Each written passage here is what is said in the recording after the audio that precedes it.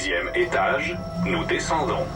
Derrière la confiance qui vous habite lorsque vous prenez l'ascenseur, traversez un pont ou passez un test par résonance magnétique, se cache un ordre professionnel. Cet ordre veille à ce que chaque ingénieur ait les compétences requises pour bien exercer sa profession. Rez-de-chaussée, bonne journée. Faire de votre quotidien un lieu sûr, c'est aussi ça, la mission de l'Ordre des ingénieurs du Québec. Nous montons. ING, 3 lettres de génie. Avocat à la barre. Avec François-David Bernier.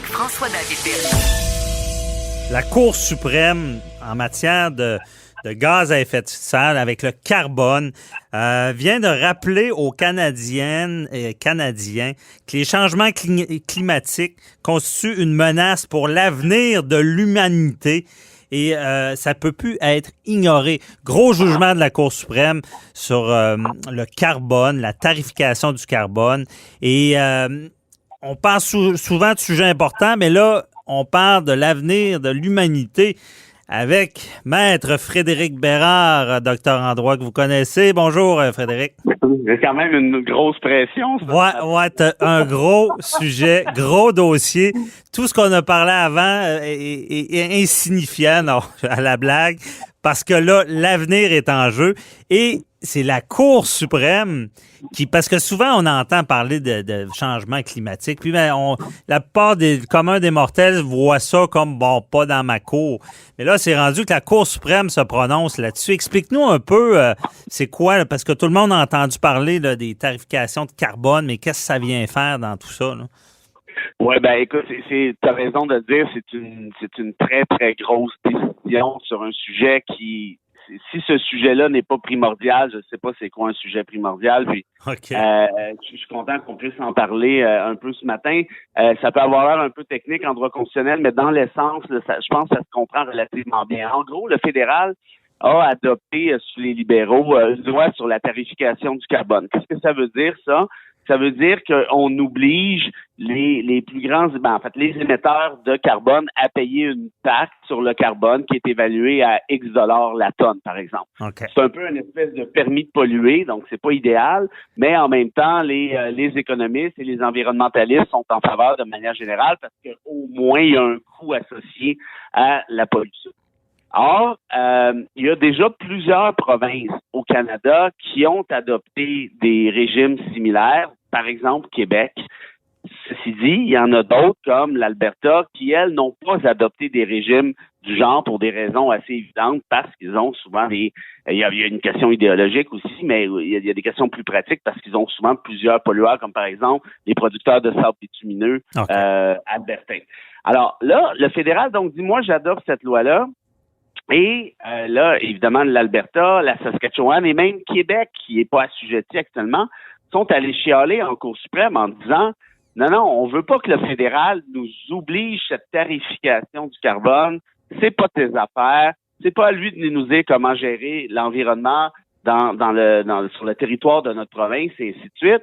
Et là, la Cour suprême a rendu une décision, moi, qui me plaît beaucoup. Ça plaît à d'autres personnes peut-être un petit peu plus nationalistes, mais moi, à mon avis, c'est pas le temps de jaser de querelle de clocher, c'est le temps de sauver l'humanité, si on est capable. C'est et ça. la Cour dit ça. Elle dit, écoutez, là, on est dans une question, c'est une question absolument névralgique, absolument importante, et elle a sorti des boulamites une vieille théorie. Ça faisait longtemps que ça n'avait pas été utilisé pour la peine. C'est ce qu'on appelle la théorie des dimensions nationales ou la théorie de l'intérêt national, c'est la même chose. Et ce que ça dit, c'est que quand il y a un sujet, il y a une matière qui est rendue tellement importante, qui, par exemple, s'il y avait une province qui ne respectait pas telle ou telle affaire, ça aurait un impact sur tout le reste du Canada. Okay. Dans ce cas-là précis, on va donner au fédéral la compétence, le pouvoir pour légiférer sur ce sujet-là qui est devenu d'intérêt national comme tel. Ah ouais. On comprend, toi puis moi, que c'est un peu le bulldozer, ça, en termes de fédéralisme, parce que là, tu dis, la compétence des provinces, on la donne maintenant au fédéral, merci, bonsoir, fin de la discussion. Puis il n'y a pas de question de temporaire ou non là-dedans. Là. Ça devient permanent. Permanent aussi. C'est tellement gros, important. Ça pourrait de pouvoir provincial, là, de compétences provinciales, mais c'est tellement important qu'on le donne dans les mains du fédéral. C'est un peu ça? Exactement. OK. C'est ça. Mais ça reste là à part ça. Là. Ça revient pas. Là. Exact. Ça revient pas. Et là, par contre, ce qui est intéressant, c'est qu'on a comme adopté une espèce de théorie d'intérêt national 2.0. On l'a adapté un peu. La vieille théorie, elle avait été décriée, conspuée pour des raisons évidentes. Là, on l'a ajusté un peu, puis moi, je trouve ça super intéressant. La Cour dit, écoutez bien, là, oui, là, c'est une théorie de l'intérêt national qui s'applique, mais reste qu'il y a encore ce qu'on appelle la théorie du double aspect qui continue d'exister. Le double aspect, ça veut dire quoi? Ça veut dire tant le fédéral que les provinces peuvent légiférer sur un sujet X, comme par exemple l'environnement. C'est une matière, un sujet qui est partagé en quelque sorte. Tant le fédéral que les provinces peuvent légiférer là-dessus. Là, tu vas me dire, oui, mais là, tu viens de me dire que l'intérêt national, ça s'en va au fédéral, puis les provinces n'ont plus rien à dire. Mais c'est ça l'intérêt de la nouvelle théorie, c'est que même si le fédéral a compétence là-dessus, la Cour nous dit quand même, un instant, les provinces peuvent continuer à légiférer en matière d'environnement, en matière de réchauffement climatique.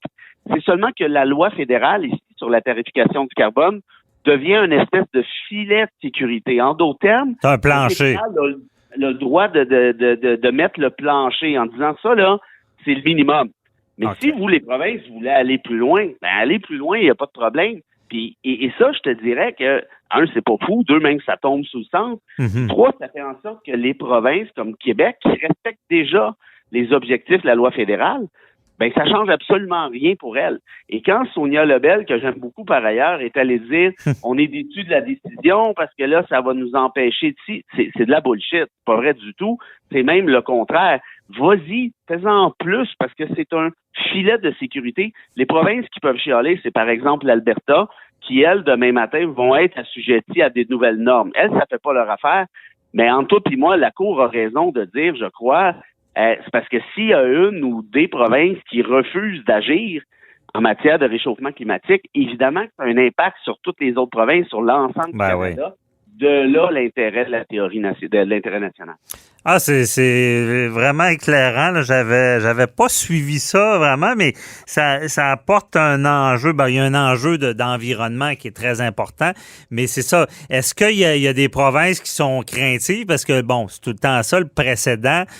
Vous nous imposez des choses, vous prenez sous votre joug un sujet important, mais pourriez le faire avec d'autres gros sujets, comme pourrait quasiment donner la pandémie, là, dans le sens que, à un moment donné, si ça dégénérait, le fédéral dirait, ben là, c'est sérieux, c'est trop important, donc c'est nous qui s'en occupons, malgré qu'ils ont déjà des pouvoirs avec l'état d'urgence qui est plus sévère. Là, mais est-ce qu'il y a une crainte là, qu'on se serve de ça à outrance au fédéral? Ben, ta question est vraiment pertinente parce que, bon, pour la pandémie, tu as répondu toi-même, ça ne passerait pas par l'intérêt national, mais ça passerait plus par la théorie de l'urgence, dans l'optique où une pandémie, c'est temporaire, on va se le souhaiter. Ouais. Et là, le fédéral pourrait avoir ces pouvoirs-là, mais après ça, les pouvoirs tombent en désuétude une fois que la pandémie est passée.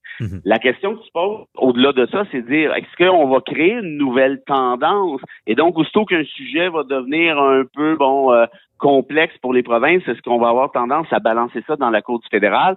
Moi, je te répondrais que non. Comme je te disais tout à l'heure, ça fait très longtemps que la Cour n'avait pas renoué avec la théorie de l'intérêt national. Elle le fait parce que la question environnementale est nécessairement névralgique, puis moi, je pense qu'elle fait pas de doute, là, à savoir à quel point c'est comme national, comme enjeu. Et rappelle-toi peut-être, dans le temps du gouvernement Harper, Jim Flaherty, qui était ministre des Finances, qui avait voulu créer une commission nationale des valeurs mobilières. Tu te souviens de ça? Oui. En disant les provinces sont dépassées, l'enjeu est trop important, il faut lutter contre le white collar crime, puis blablabla. C'était-tu dans le temps de la Croix, là? Oui, exactement. Parce que puis tu sais, ça se tenait, c'était pas fou comme argument en disant les entreprises inscrites à la bourse, ben la question des actions, ben ça outrepasse les questions provinciales. Souvent, il y a quand même une certaine complexité. Tu peux pas faire ça en silo. Mais la Cour suprême avait rejeté essentiellement, dans un premier temps, le projet de commission nationale des valeurs mobilières en disant non, les provinces sont capables de s'en occuper. Il y a quand même des trucs je pense qu'il y a ça de passeport provincial, bref, de vérification, autres provinces et tout. Et on n'avait même pas plaidé la théorie de la dimension nationale là-dedans parce qu'on voulait justement pas renouer avec cette théorie-là parce qu'on savait que la Cour était craintive et effectivement, la Cour a même pas voulu y aller. Donc, tout ça pour te dire, ça, je pense que c'est un autre exemple où ça en prend pas mal là, pour qu'on renoue avec cette tendance très centralisatrice et déplorable. Sauf dans des cas, je pense, qui sont essentiels comme celui qui nous occupe, c'est-à-dire le réchauffement climatique. Ouais. OK, je comprends. On ne servira pas de ça à toutes les sauces. Là. C'est vraiment l'extrême. Surtout, si je peux me permettre, en plus, dans cette décision-là, comme je te disais, il y a une espèce de théorie 2.0 en disant non, les provinces, là, le double aspect continue d'exister. Les provinces peuvent continuer de légiférer là-dessus. C'est seulement qu'on impose un minimum. Ouais. Et ça, c'est quand même, tu sais, je veux dire, c'est pas, tu pourras pas appliquer ça à n'importe quel autre sujet, là, cette nouvelle théorie-là, là, en quelque sorte. Donc, moi, je serais très, très, très surpris que ça annonce une tendance centralisatrice, là, de la part de la Cour suprême. Ouais, très intéressant. Ça annonce, par contre, autre dimension de ce jugement-là, c'est qu'on a le plus haut tribunal au Canada, là, qui fait pas l'autruche avec les changements climatiques. Là.